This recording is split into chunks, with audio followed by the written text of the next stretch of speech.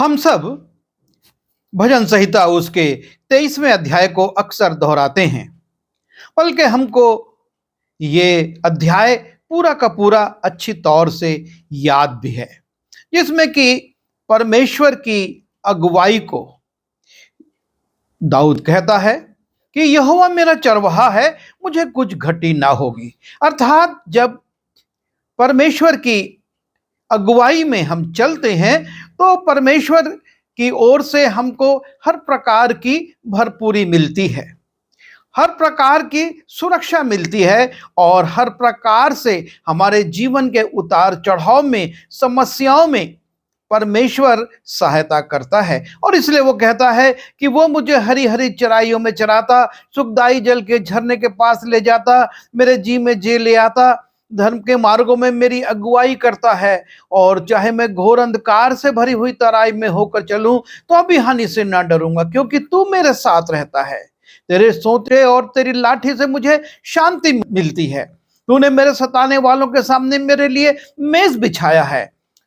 तूने मेरे कटोरे को भर दिया है, वो उमंड रहा है, और मेरे सिर पर तेल मला है। मेरे लिए तू मेज बिछाता है। और इस प्रकार से तमाम आशीषों का, उपलब्धियों का दाऊद बखान करता है।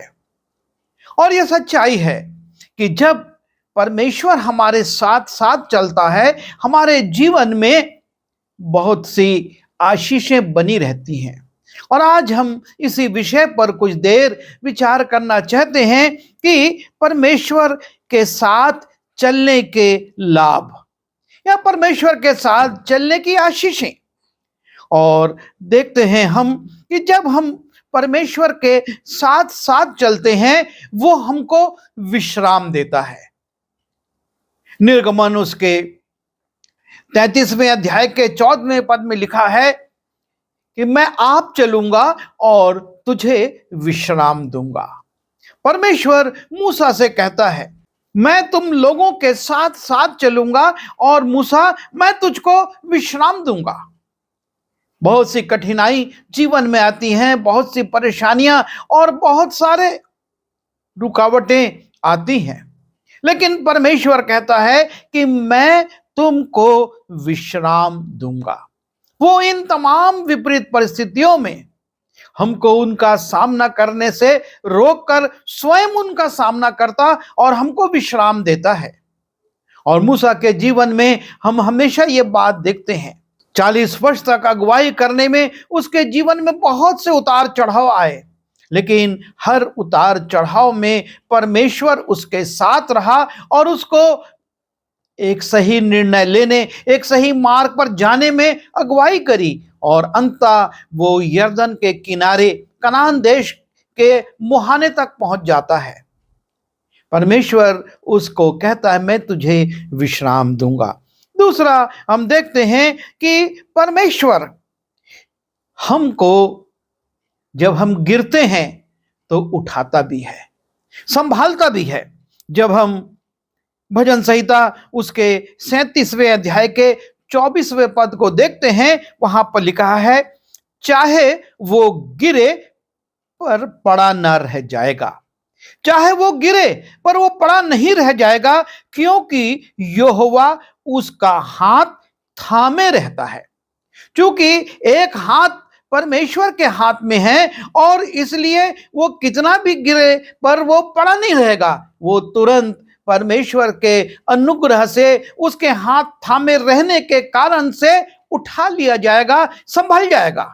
हम जीवन के उतार चढ़ाव में, परीक्षाओं में, समस्याओं में कई बार गिरते हैं, पर परमेश्वर हमको उसमें पड़ा नहीं रहने देता।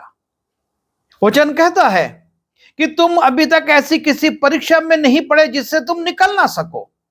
कारण एक ही है, और वो ये है कि परमेश्वर ने आपके और मेरे हाथ को थाम रखा है। और जब उसने थाम रखा है तो क्योंकि यहोवा उसका हाथ थामे रहता है और इसलिए वो पड़ा नहीं रहता है। तीसरी बात हम देखते हैं कि हमारे अंदर डर नहीं रहता। जब परमेश्वर हमारे साथ होता है, परमेश्वर हमारे साथ साथ चलता है, परमेश्वर हमारा अगुवा होता है, हमारे अंदर डर नहीं रहता है। भजन 23:4 को अभी हमने दोहराया था कि चाहे मैं घोर अंधकार से भरी हुई तराई में होकर चलूं तो भी हानि से ना डरूंगा। और ना डरने का कारण वो कहता है क्योंकि तू मेरे साथ साथ रहता है। परमेश्वर चूंकि उसके साथ साथ है इसलिए वो नहीं डरता। कहता मनुष्य मेरा क्या कर सकता है, यहोवा मेरे साथ है, मैं ना डरूंगा। मनुष्य मेरा कुछ नहीं कर सकता। वो योजनाएं बना सकता है, षड्यंत्र रच सकता है, हमको फंसाने की, हमको पराजित करने की कोशिश कर सकता है, लेकिन वो सफल नहीं होगा। जितने तीर, जितने हथियार तेरे विरुद्ध में बनाए जाएंगे वो कोई सफल नहीं होगा। जितने लोग तुझ पर मुद्दई होकर नालिश करेंगे वो भी सफल नहीं होगा, तो उनसे जीत जाएगा। हमको डरने की आवश्यकता नहीं है। और इसलिए पौलुस निडर रहा। बहुत संकट विपत्तियां आई, प्राण जोखिम में डाले, पर वो डरा नहीं और प्रचार करता रहा। जीवन में ऐसे बहुत से क्षण आएंगे जबकि संसार की शक्तियां आपको और मुझको भयभीत करने की कोशिश करेंगी, डराने की कोशिश करेंगी, लेकिन परमेश्वर हमारे साथ है तो हमको डरने की आवश्यकता नहीं है। चौथी बात देखते हैं कि हम जब परमेश्वर के साथ रहते हैं, परमेश्वर के साथ चलते हैं, तो हम इस संसार में एक अलग ही लोग बन जाते हैं। निर्गमन उसके 33वें अध्याय के 16वें पद में लिखा हुआ है, तू हमारे संग संग चले। मूसा परमेश्वर से कहता है यदि तू हमारे संग संग चले, जिससे मैं और तेरी प्रजा के लोग पृथ्वी भर के सब लोगों से अलग ठहरे। आपकी और मेरी एक अलग पहचान है। जब इस्राएली जाते थे लोग उनसे डरते थे, भयभीत हो जाते थे इस बड़े झुंड को देखकर। और जो आश्चर्य कर्म परमेश्वर ने उनके जीवनों में किए थे, उनको मिस्र से निकालने के लिए उसकी चर्चा दूर दूर देशों में होती थी। जबकि उस समय कोई मीडिया नहीं था, रेडियो, कोई टेलीविजन नहीं था, लेकिन उसके बावजूद परमेश्वर के किए हुए कार्यों की चर्चा होती थी। वो एक अलग लोग थे। उनके आने से पहले ही राष्ट्रीय अध्यक्ष घबराने लगते थे। और जब हमारे साथ परमेश्वर रहता है हम सफल होते हैं, हमारे जीवन में सफलताएं आती हैं। जब हम उत्पत्ति उसके 39वें अध्याय के 3 पद में जाते हैं और वहां पर हम यूसुफ के विषय में पढ़ते हैं, जो कि मिस्र देश में पोतीपर के घर में एक गुलाम के रूप में बेचा गया था। और उसका स्वामी देखता है कि मैं इस गुलाम को जो काम देता हूं वो सफल हो जाता है, कठिन से कठिन काम सौंपता हूं वो सफल हो जाते हैं। और लिखा है और यूसुफ के स्वामी ने देखा कि यहोवा उसके संग संग रहता है। यह अन्य जाति महसूस कर रहा है कि परमेश्वर उसके संग संग रहता है और जो काम वो करता है उसको यहोवा उसके हाथ से सफल कर देता है। जब परमेश्वर हमारे साथ साथ होता है तो हम किसी भी दशा में हो, हमारे सामने कोई भी चुनौती हो, कोई भी काम हो, परमेश्वर आपको और मुझको उसमें सफल करेगा। वो पोतीपर के घर में सफल होता है और उसके बाद जब झूठे आरोप के कारण वो जेल में चला जाता है, वहां पर भी वो हर काम को जो उसे सौंपा जाता है सफल होता है। उत्पत्ति उसके 39वें अध्याय के 33वें पद में, इसलिए कि यहोवा यूसुफ के साथ था और जो कुछ वो करता था यहोवा उसको उसमें सफलता देता था। वो जेल में है, कोई सहायक नहीं है, लेकिन उस जेल का जो अधिकारी है वो एक चीज को महसूस करता है कि जो काम यूसुफ करता है उसमें परमेश्वर उसको सफलता देता है, क्योंकि जेल में भी परमेश्वर उसके साथ साथ था। यूसुफ ने अपने परमेश्वर को नहीं छोड़ा था, उसने पोतीपर के घर को छोड़ा, उस प्रलोभन को छोड़ा जिसमें कि उसकी स्त्री फंसाना चाहती थी, लेकिन उसने परमेश्वर को नहीं छोड़ा। और उसका फल है कि जो काम वो करता था वो सफल होता है। पहला शामुएल उसके 18वें अध्याय के 13वें और 14वें पद में जाते हैं और वहां पर हम देखते हैं कि परमेश्वर बुद्धिमान भी बनाता है, वो बुद्धिमत्ता प्रदान करता है। और दाऊद के विषय में लिखा हुआ है, शाऊल ने उसको अपने पास से अलग करके सहस्त्रपति किया और वो प्रजा के सामने आया जाया करता था। और जब शाऊल ने देखा कि वो बहुत बुद्धिमान है तो वो उससे डर गया। राजा शाऊल जब स्वयं दाऊद को मार नहीं सका, वो उसको सहस्त्रपति बनाकर पलिश्तियों के ऊपर युद्ध करने को भेजता है। और जो भी काम उसको दिया जाता है उसके विषय में लिखा हुआ है कि वो बड़ी बुद्धिमत्ता के साथ उनको पूरा करता था। और जब वो उसकी बुद्धिमत्ता को देखता है तो डर जाता है। संसार जब प्रभु के लोगों की बुद्धिमत्ता को देखता है वो डर जाता है, उसको भय आ जाता है, क्योंकि वो जानते हैं कि हम मनुष्य की बुद्धि का सामना कर सकते हैं पर परमेश्वर की बुद्धि का सामना नहीं कर सकते, और इसलिए वो डर जाते हैं। ना सिर्फ वो बुद्धिमान बनाता है, हमको बुद्धि प्रदान करता है, लेकिन आगे लिखा हुआ है कि वो विजय भी दिलाता है।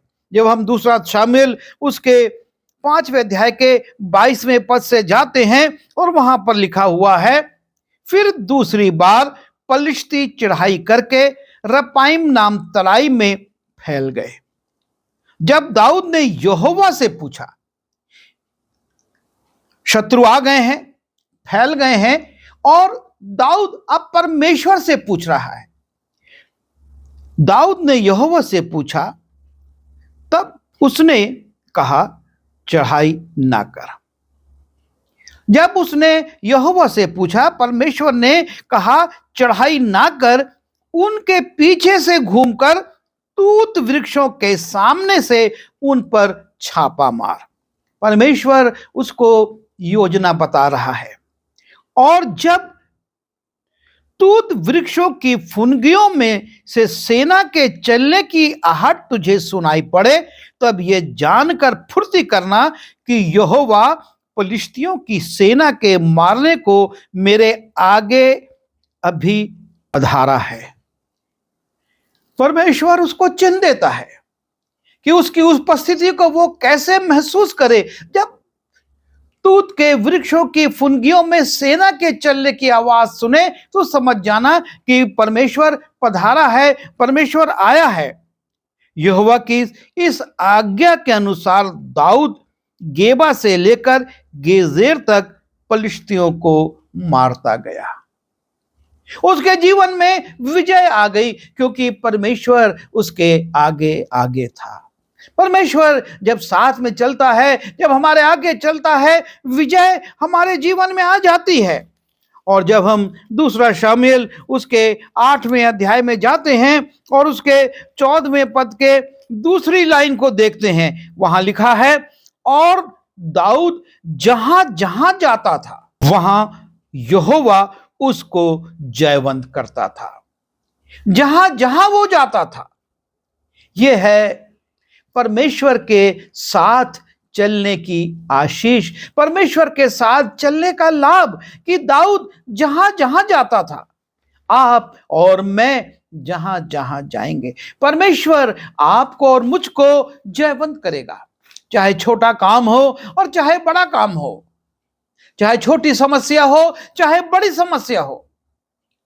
यीशु मसीह ने कहा, यदि तुम्हारा विश्वास राई के दाने के बराबर होगा। तुम पहाड़ से कहोगे, कहां राई और कहां पहाड़। लेकिन जब परमेश्वर साथ होता है, हमको विजय मिलती है। और ना सिर्फ विजय मिलती है, लेकिन हमको प्रवीणता और बुद्धिमानी भी प्राप्त होती है। हम अपने कामों में प्रवीण होते हैं। संसार इस बात की साक्षी देता है कि इनका मुकाबला कोई नहीं कर सकता। हम दानियल की पुस्तक में जाते हैं और उसके 5वें अध्याय में हम जब पढ़ते हैं, और वहां पर एक राजा का उल्लेख है जिसने कि परमेश्वर के मंदिर के पात्रों में स्वयं मद्यपान किया और अपने सेवक सेविकाओं को भी, अपने साथ बैठे लोगों को भी उसमें मद्यपान कराया, और परमेश्वर उससे रुष्ट हो जाता है। और बेलशस्सर देखता है कि सामने दीवार पर कोई हाथ आकर लिख रहा है, और तब वो कसदियों के सारे भावी कहने वालों को बुलाता है, पर कोई पढ़ नहीं पाता कि क्या लिखा गया। और तब उसकी स्त्री कहती है कि एक व्यक्ति है दानियल, जिसमें कि परमेश्वर की आत्मा वास करती है, और तेरा पिता भी उससे पूछता था। और तब लिखा है, तब दानियल राजा के सामने भीतर बुलाया गया। राजा दानियल से पूछने लगा, क्या तू वही दानियल है जो मेरे पिता नबूकदनेस्सर राजा के यहूदा देश से लाए गए यहूदी बंधुओं में से है? मैंने तेरे विषय में सुना है। अब राजा बेलशस्सर कह रहा है, मैंने तेरे विषय में सुना है कि ईश्वर की आत्मा तुझ में रहती है, और प्रकाश, प्रवीणता और उत्तम बुद्धि तुझ में पाई जाती है। यह है अन्य जाति राजा की गवाही कि मैंने सुना है तेरे विषय में कि तुझ में प्रकाश, प्रवीणता और बुद्धिमत्ता की आत्मा पाई जाती है। जब परमेश्वर साथ रहता है, हमको प्रवीणता प्राप्त होती है, हमको प्रकाशन मिलते हैं, हम परमेश्वर के वचन को और दूसरी बातों को बताने के लिए प्रकाश पाते हैं, और साथ ही साथ हम में प्रवीणता भी आती है, बुद्धिमत्ता भी आती है, क्योंकि परमेश्वर हमारे साथ है। जब हम परमेश्वर के साथ रहते हैं, हम मृत्यु से भी बचते हैं। दानियल की पुस्तक उसके 3 अध्याय में हम देखते हैं नबूकदनेस्सर राजा के विषय में, जिसने की मूर्ति बनवाई और कहा कि हर एक जन इसके सामने झुकेगा, प्रणाम करेगा, और शद्रक, मेशक, ओबेदनगो इसका इनकार करते हैं, क्योंकि वो परमेश्वर के साथ हैं। वो कहते हैं हमसे ये नहीं होगा कि हम अपने परमेश्वर को छोड़कर तेरी बनाई हुई मूर्ति के सामने झुकें। वो तो परमेश्वर के साथ साथ थे। और जब राजा इस बात को सुनता है, क्रोधित हो जाता है, आग का भट्टा वो और भी ज्यादा प्रज्वलित करवाता है, 7 गुना इसको दहका दो, और अपने सेवकों को, हिजपुर सिपाहियों को आज्ञा देता है कि इन तीनों को आग में फेंक दो। और सब यही मानते हैं कि ये आग में फेंके जाएंगे और मर जाएंगे। यहां तक कि जिन्होंने आग में फेंका वो उसकी लपट की से झुलस कर मर गए। लेकिन नबूकदनेस्सर राजा एक अचरज भरा दृश्य देखता है। लिखा है, तब नबूकदनेस्सर राजा अचंभित हुआ और घबरा उठा और खड़ा हो गया, और अपने मंत्रियों से पूछने लगा, क्या हमने उस आग के बीच 3 ही पुरुष बंधे हुए नहीं डलवाए? उन्होंने राजा को उत्तर दिया कि हां राजा, बात सच है। फिर उसने कहा, अब मैं देखता हूं कि 4 पुरुष आग में खुले हुए टहल रहे हैं, और उनको कुछ भी हानि नहीं पहुंची, और चौथे पुरुष का स्वरूप ईश्वर के पुत्र के सदृश है। परमेश्वर उनके साथ उस आग के भट्टे में भी है और ये तीन पुरुष उसके साथ उस आग के भट्टे में बिना झुलसे, बिना मरे टहल रहे हैं। यह है परमेश्वर के साथ रहने का लाभ, परमेश्वर के साथ चलने का लाभ, परमेश्वर के साथ साथ रहने वालों की आशीष। और ये घटनाएं और बहुत सारी हैं, पर इतनी घटनाओं का उल्लेख हमने आज इसलिए किया कि हम इस बात को अपने जीवन में देखें कि आज हम किसके साथ चल रहे हैं। यदि हम परमेश्वर के साथ चल रहे हैं तो ये सारी बातें हमारे जीवन में भी पूरी होंगी। और यदि हम परमेश्वर के साथ नहीं हैं, यदि परमेश्वर को हमने संसार के लिए छोड़ दिया है, संसार की अभिलाषाओं में पड़कर हमने परमेश्वर से किनारा कर लिया है, संसार के तत्कालिक लाभों को पाने के लिए हमने परमेश्वर का त्याग किया है, तो परमेश्वर भी हमको छोड़ देगा। और यदि परमेश्वर हमको छोड़ देगा तो हम कहां के रहेंगे? कौन हमको बचाएगा? कौन हमको संभालेगा? कौन हमको ढांढस देगा? कौन हमको बल देगा, बुद्धि देगा, विजय देगा? और इसलिए जैसा कि मूसा ने कहा, यदि तू आप ना चले तो हमें यहां से आगे ना ले जा। मतलब वो बिना परमेश्वर के एक कदम चलना नहीं चाहता। वो अगुवा है। इस्राएल के ऊपर परमेश्वर ने उसको अधिकार दे दिया है, तू इनकी अगुवाई करेगा, लेकिन परमेश्वर को वो अपना अगुवा मानता है और कहता है यदि तू नहीं चलेगा तो हम यहां से आगे नहीं बढ़ सकते। हम अपनी योग्यता से, अपनी शक्ति से, अपनी बुद्धि से और अपनी समझ से यदि बढ़ने की कोशिश करेंगे तो धोखा खाएंगे। और इसलिए हम हमेशा इस बात का ध्यान रखें कि परमेश्वर हमारे साथ है या नहीं। यदि नहीं तो हमको उसके लिए रुकना पड़ेगा, हमको उसके साथ चलने के लिए अपने को तैयार करना पड़ेगा। आइए दुआ करें। प्रभु जी, सहायता कीजिए कि हम अपने जीवन के हर पल में, हर क्षण में, हर उतार चढ़ाव में आपके साथ ही रहें। हम आपको ना छोड़ें, क्योंकि आप हमारे पिता हैं, आप हमारे रक्षक हैं और आप ही हमको हर परिस्थिति में संभालते हैं। प्रभु जी, हमारी मदद कीजिए ताकि हम निरंतर आपके साथ चलते हुए अपने जीवन में सफल हों और आगे स्वर्गीय स्थानों में स्थान प्राप्त कर सकें। विनती यीशु के नाम से मांगता हूँ, आमीन।